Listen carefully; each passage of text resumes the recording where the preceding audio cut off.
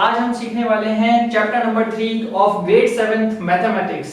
आज हम एक्सरसाइज 3.1 इस वीडियो के अंदर कवर करने वाले हैं। ओके, सो स्टार्ट करते हैं। क्वेश्चन नंबर 1 है find the range of Heights of any 10 students of the class. Means आपको अपनी क्लास में कोई भी 10 स्टूडेंट्स की हाइट का रेंज कैलकुलेट करना है। इस तरह का कॉन्सेप्ट का क्वेश्चन हमने ऑलरेडी हमारे प्रीवियस इंट्रोडक्टरी वीडियो में कवर किया था, तो एक बार फिर से हम इस क्वेश्चन को कवर करेंगे। So have a look at that. अब इस एक्सरसाइज 3.1 में क्वेश्चन नंबर 1 में उसने हमसे पूछा था कि find the height of any 10 students of the class. अब क्लास के कोई भी 10 स्टूडेंट्स की हाइट कैलकुलेट करना, देखो कितना आसान क्वेश्चन है। इस क्वेश्चन में हम अज्यूम कर लेते हैं कि let the height of 10 students of our class be like, suppose करो ये हम रैंडम नंबर्स में लिख रहे हैं। ओके, सो हाइट सेंटीमीटर में है तो मैं यहाँ पे सेंटीमीटर नहीं लिखूंगा क्योंकि मैंने ऊपर ऑलरेडी मेंशन कर दिया है कि it is in centimetre. So let's take the height of 10 students of the class randomly.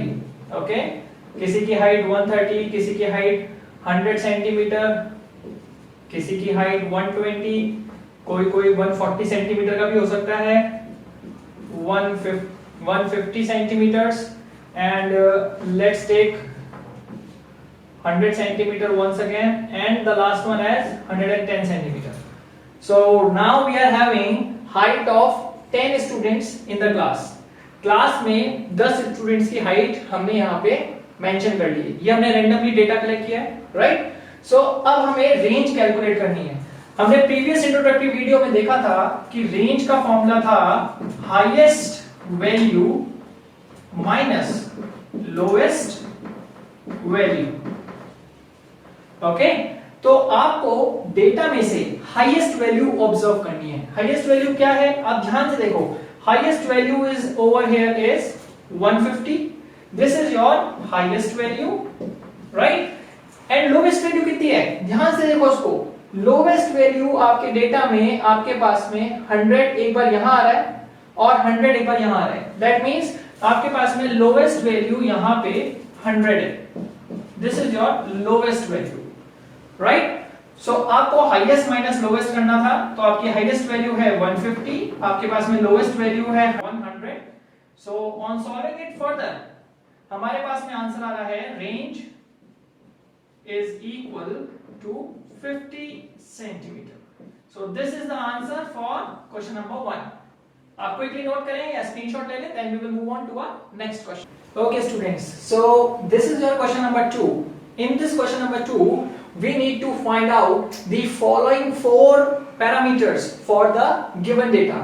तो क्वेश्चन नंबर 2 में आपको एक बहुत सारा लंबा डेटा दे रखा है। इस तरह से जो डेटा दिया जाता है इसे हम रॉ डेटा कहते हैं, राइट? तो इस तरह से हमें एक रॉ डेटा गिवन है और हमें ये 4 चीजों की वैल्यू इस क्वेश्चन में कैलकुलेट करनी है। ओके, सो ये बहुत इजी क्वेश्चन है। एक बार फिर से इसको करने की कोशिश करते हैं। Highest value, which number is the highest value? आप इस डेटा को ध्यान से देखो। यहां पर एक बार 7 भी आया है और थोड़ा सा आगे चलते हैं, चेक करते हैं कि कहीं इससे बड़ा नंबर है। यस, एक नंबर और है जिसे हम 9 कह सकते हैं यहाँ पे। देन 8 है, बट 9 से बड़ा कोई नंबर नहीं है, right? So we can easily write down that our answer is going to be 9 for this given first part. Okay, अब एग्जैक्टली सेम वे में हम लोग सेकंड क्वेश्चन करेंगे। इसका सेकंड पार्ट क्या है? Which number is the lowest number? Okay, so lowest number को ध्यान से देखिए। यहाँ पर एक बार 1 आया हुआ है, 1 से भी लोवेस्ट कोई नंबर है यहाँ पर, तो हम उसको चेक कर लेते हैं।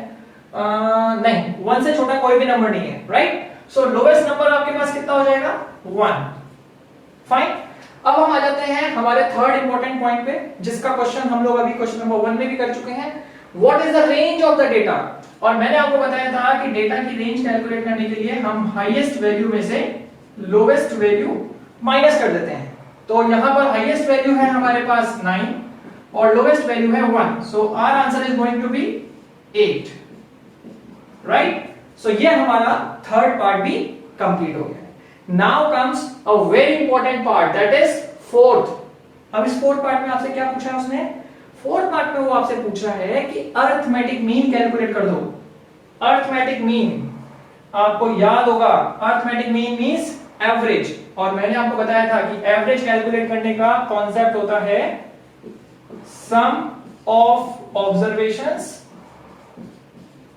divided by number of observations। बहुत सिंपल सा कॉन्सेप्ट है। ये कॉन्सेप्ट क्या कहता है कि जितने भी नंबर्स हैं आपके पास, इन सबको ऐड कर दो और इन सबको ऐड करके जितने ऑब्जर्वेशंस हैं उनसे डिवाइड कर दो। So let's quickly try to add all these terms, right? So quickly हम इनको ऐड कर लेते हैं। 4 प्लस 6, चलो अब फटाफट लिखते जाते हैं। Plus 7 plus 5 plus 3 plus 5 plus 4 plus 5 plus 2, then 6 to 5. After that we are having 1965, 1965, and finally we are having 58467. So it is 9658467, 8467। चलो अब हम काउंट कर लेते हैं कि हमारे पास में कितने ऑब्जर्वेशंस है, number of observations, right?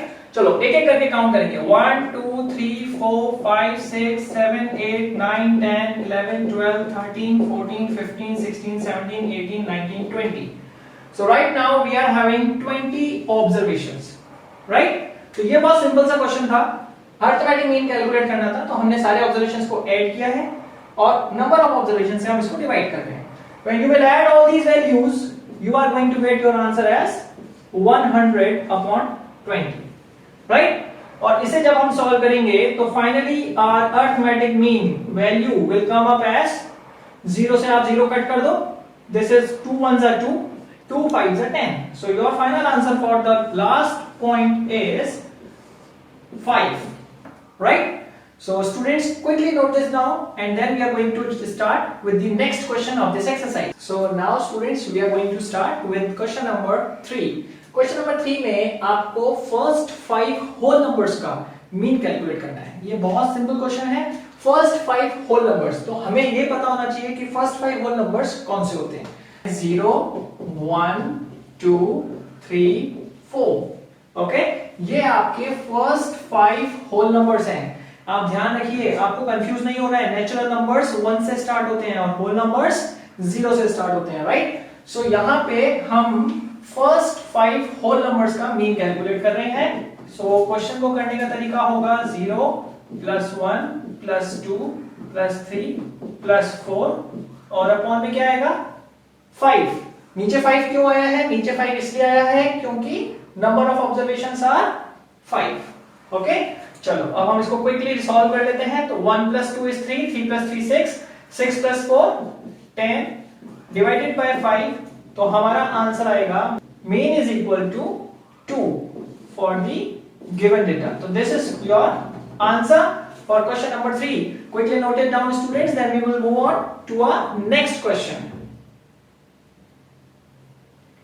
Yes, so now student, इस क्वेश्चन में हमें उसने 8 इनिंग्स में क्रिकेटर के स्कोर्स दे रखे हैं। उसने हमें यह बता दिया कि एक क्रिकेटर ने अपनी 8 इनिंग्स में कितना स्कोर किया है। उसने हमसे पूछा है कि इस क्रिकेटर का मेन स्कोर क्या है।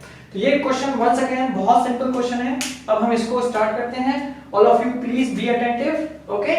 तो मेन कैलकुलेट करने का कॉन्सेप्ट वंस अगेन सेम रहने वाला है, that is sum of observations upon number of observations, right? तो अब मैं क्या करने वाला हूं, मैं इन सारे के सारे observations को ऐड करूंगा।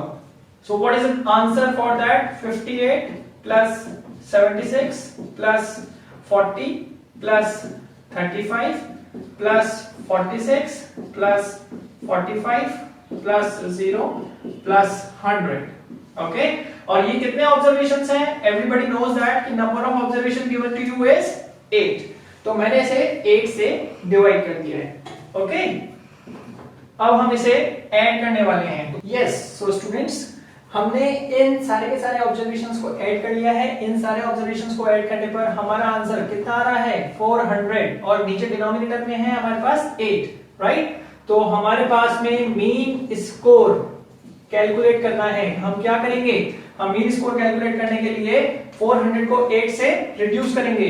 So you will use the table of 8, that is 8 1s are 8, 8 5 जा 40 और एक जीरो लग गया, right? So mean score is going to be 50 for the given data.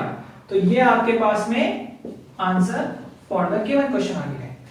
Okay students, so now I think that कि आपको concepts और logics बहुत अच्छे से समझ में आ गया है, and now you will be able to do the question number 5, question number 6 and question number 7 by yourself. Okay, so now we are starting with question number 8, और इस क्वेश्चन नंबर 8 में आपको एक टेबल गिवन है, और उस table में आप देख सकते हो कि आपको डेज गिवन है और साथ में रेनफॉल गिवन है। मींस कौन से दिन कितनी रेनफॉल हुआ है ये आपको इस टेबल में दे रखा है। फॉर एग्जांपल मंडे को कोई रेन नहीं हुई है, ट्यूसडे को 12.2 मिलीमीटर रेनफॉल हुआ है, वेडनेसडे को 2.1 मिलीमीटर बरसात हुई है, एंड सो ऑन। इस क्वेश्चन में 3 पार्ट्स दिए गए हैं और तीनों पार्ट्स में उसने हमसे रेंज, मीन और number of days when the rainfall was less than the mean rainfall पूछा है। तो चलो एक एक करके इस क्वेश्चन को करने की कोशिश करते हैं। सबसे पहले रेंज को कैलकुलेट करेंगे। तो रेंज का फॉर्मूला हमारे पास क्लियर है, that is highest value minus minimum value, right? तो डेटा में से हाईएस्ट वैल्यू आपके पास में आती है 20.5, राइट? और मिनिमम वैल्यू आप देख सकते हो 0 है। ओके, दो जगह ऐसी हैं जहां पर मिनिमम वैल्यू आपकी 0 आ रही है, तो your 0.0 will be the minimum value, और सॉल्व करने पर रेंज का आंसर आ जाएगा 20.5 मिलीमीटर।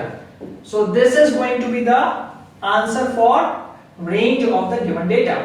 चलो इसी फॉर्मेट पर आगे चलते हैं और क्विकली मीन कैलकुलेट करते हैं। मीन का फॉर्मूला हमें पता है, that is sum of observations divided by number of observations. तो चलो इसी पॉइंट को आगे कैरी करेंगे और क्विकली हम सब इन सबको ऐड कर लेते हैं। 12.2 प्लस 2.1 प्लस ये 0 है, इसे हम नहीं लिखेंगे, 20.5 पर आ जाते हैं। Then next number is 5.5 and last number हमें जो दे रखा है वो है 1.0। And total number of days कितने हैं आप काउंट करो, 1 2 3 4 5 6 7। तो मैं इसे 7 से डिवाइड कर देता हूं। तो जब हम इसको सॉल्व करेंगे, क्विकली इसको ऐड कर लेते हैं। जब हम इसको ऐड करेंगे तो हमारा आंसर आने वाला है 41.3 अपॉन 7, और जब हम इसको रिड्यूस करेंगे तो हम 7 की टेबल यूज करेंगे, तो 7 5 जा 35 होता है, 7 with 7 7 5 जा 35। अभी भी आप देख सकते हो कि आपके पास 6 बच रहे हैं, तो जब आप 6 को इस 3 के पास लिखोगे तो आपके पास आ जाएगा 63, दैट इज 7 9 जा 63। तो योर मीन इज 5.9 मिलीमीटर। तो ये आपके पास में आ गया मीन। अब हम आ गए हैं इसके लास्ट पार्ट पर, जिसमें उसने हमसे पूछा था कि नंबर ऑफ डेज जहां पे बरसात मीन से भी कम दिन हुई है, मतलब ऐसे डेज जहां पर बरसात 5.9 से कम हुई है। तो कैलकुलेट कर लेते हैं, 5.9 से कम 1 2 3 4 5 डेज वीक में ऐसे हैं जहां पे बरसात आप देख सकते हो 5.9 मीन से कम हुई है। So your answer for this is number of days for the given data is 5 days. So now there is a last question, question number 9, which you will be able to do by yourself. आप comment box में मुझे जरूर बताइएगा कि आपको इस exercise को करने में कहीं पे कोई परेशानी आ रही है या नहीं। So till then मिलते हैं अगले वीडियो में, तब तक आप इस टॉपिक को रिवाइज करिए। All the best for your academics. Bye bye.